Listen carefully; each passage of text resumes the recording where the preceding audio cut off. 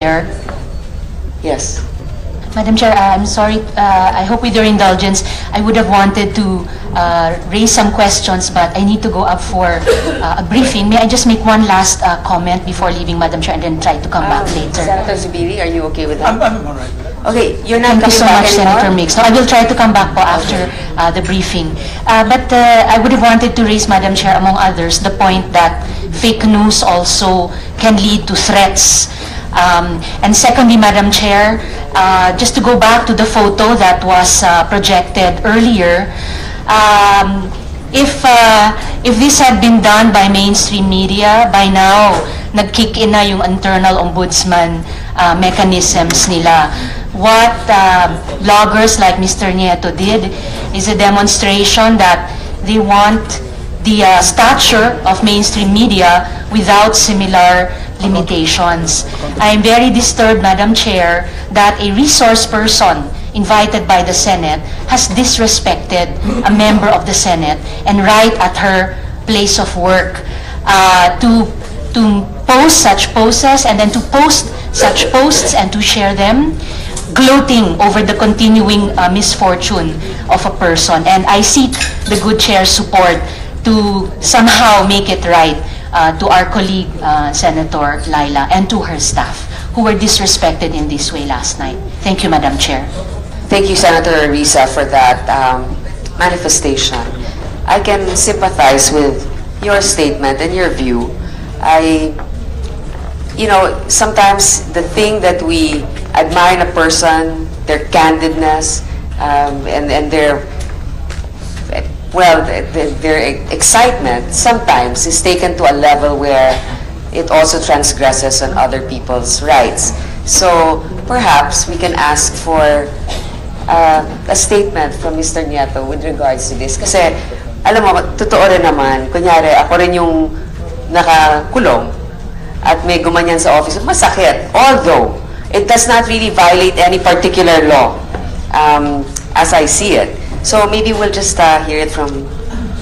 First, for the record, I think the issue of political neutrality was raised earlier today, so I would just like to read the statement. Political neutrality means serving everyone equally, regardless of political affiliation. I am just a consultant, and I am not constrained to have political opinions.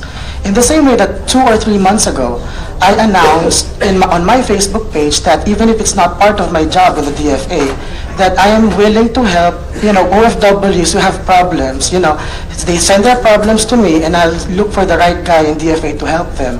And there's even a quote there, which is a bit snarky, I admit. But I said that even Senator Sen.Hontiveros can ask help from me, even if I don't like her. And I respect you as a senator, ma'am, but I have my own, opinions in life. Now, secondly, the Office of the Undersecretary for Migrant Workers Affairs is not a sensitive office. It is a service-oriented office. Hindi po siya gumagawa ng international policy. Bali po, para lang siyang DSWD ng DFA for OFWs. Being in the government does not stop anyone, including me, from expressing my own opinion.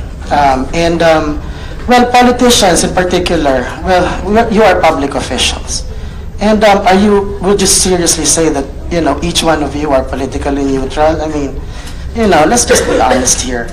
And then secondly, somebody, I can't remember who, raised the idea that I may be a government official. Now, according to the Civil Service Commission Resolution number 021264, what year is this?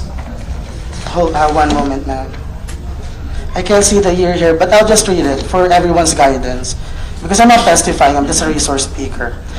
A consultant is one who provides professional advice on matters within the field of his special knowledge or training. In my case, it's the field of social media. While I did not receive any formal training on social media, I think I have sufficiently showed some competence in it, considering the amount of reach or engagement that I get every day. Thus, there is no employer-employee relationship in the engagement of a consultant, but that of a client-professional relationship. Thus, consultancy services are not considered government service, and so I am not a public official. So when I broadcast stuff on my Facebook page, that is Ray Joseph Nieto speaking as the regular citizen. But when I give advice to the OMWA, to the Office of the Migrant Workers Affairs, and that's where my job kicks in. So as to the question on whether I should be nicer to people on my personal blog, I do not think so. I mean, honestly, Madam Chair, I have criticized you several times before, but it was in the intent of telling you how you should act based on my opinion. You don't have to listen to it. But when that opinion gains traction, that means a lot of other Filipinos think the same way I do, or maybe agree to what I try to say. So instead of blaming me for what I say, maybe people should start to listen. Because after all, we are a democracy, and when a lot of people say the same thing that I say, then maybe it's time to stop complaining and start listening. And that's that's all I wanted to say. Thank you, Madam Chair. I Madam think... Chair, siguro suggestion na lang kay Mr. Neto. Since consultant ka na, baka pwede alisin mo na lang yung head of Ay, okay lang po yun. Sige strategic po. communications because it creates the impression that you're part of the bureaucracy. Apo, ma'am. Just Sige a po. suggestion. Sige po, ma'am. No, of course, when we get likes in our Facebook, it emboldens us, it empowers us, it makes us feel that we are doing the right thing. It's not necessarily the case also that numbers will actually justify what we do, but I can respect what you're saying about me. Yes, you've criticized not only me, but many of us here, but in being fair to you, Mr. Nieto, when the other camp, Open Source, came out with supposedly an issue about me, you corrected it with research. In fact. Yes, And you were a supporter of President Duterte. I mean, you were very transparent, but you came out with the proper research saying that what they were claiming is untrue. And I would also like to state for the record that at some point in the past, there was a picture that showed Senator Sen.Hontiveros allegedly holding the hands of Senator Kiko Pangilinan, and there was this chismis. Yeah. What I did was to post it on my page and tell them this is fake. This is just an angle. I am clearly not in favor of the Liberal Party, but when false information is shown online and it spreads, I try to correct it. And if in the events that I felt that I did wrong, I issue errata. You could just go to the Thingking Pinoy Facebook page and look for the word erratum in the search bar, and you could see that I actually issue errata on what I post. Yes, that's why we may or may not agree with you. This is sometimes what we say is hindi na natin alam paano mag-isip ang millennials. Diba? Pero, pag pumupunta kami sa mga blog, actually us, here in the Senate, we should be checking those sites so that we know how people think, not necessarily that we will agree. But if there's anything, you do excellent research. And that's the truth. You do excellent research. Sometimes against us, sometimes for us. So I hope you keep that neutrality. Like, if you're in a board, you can be an independent director. You can be in government, but an independent consultant. So I guess we can continue with our questions now with Senator Miggs. Thank you, Madam Chair. Madam Chair, yes, I'd like to reiterate, in fairness, I've read the blogs of Thingking Pinoy, and many times when mistakes were pointed out, he had corrected them. And that's highly appreciated by people also from our side who gets flack from all other bloggers. And I would like to go back, Madam Chair, on the mainstream media.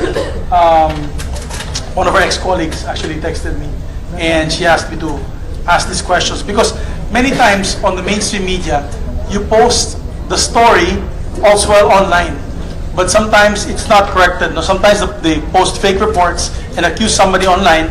Then they take it down, and the editor simply says later that the one who posted it has no authority whatsoever to post. And because of that, but the damage has been done. What do you do? What's your policy, Madam Chair? I'd like to ask the mainstream media, what's your policy on that? Do you actually penalize your members of the media that post it online, or post fake news online? Maybe we could start with ABS and afterwards interaction. Yes. Lang ma'am kung Yeah, pwede but kasi. I don't understand. Are you saying, Mr. Senator, that if there is someone who posted a story on our news site and that person is not authorized to do it? For example, Madam. It doesn't happen. Madam Chair, for example, there was one particular site where it was posted the Duterte drug addicts, the number of drug addicts. They quoted a 2004 figure, not the 2011 to 2012 figure, which was the right figure that was supposed to be quoted. And so it was taken down, but the damage has been done already. Parang lumalabas nagsinungaling ang presidente and all that with the numbers that he was quoted. But there was no punishment. There was just basically what the editor had said, that the one who posted had no authority to post that figure, but the damage has been done. I just want to get your sense of that, Okay. if that happens. I'm not very knowledgeable about that particular story, but like I said, we have internal mechanisms where the aggrieved party, whether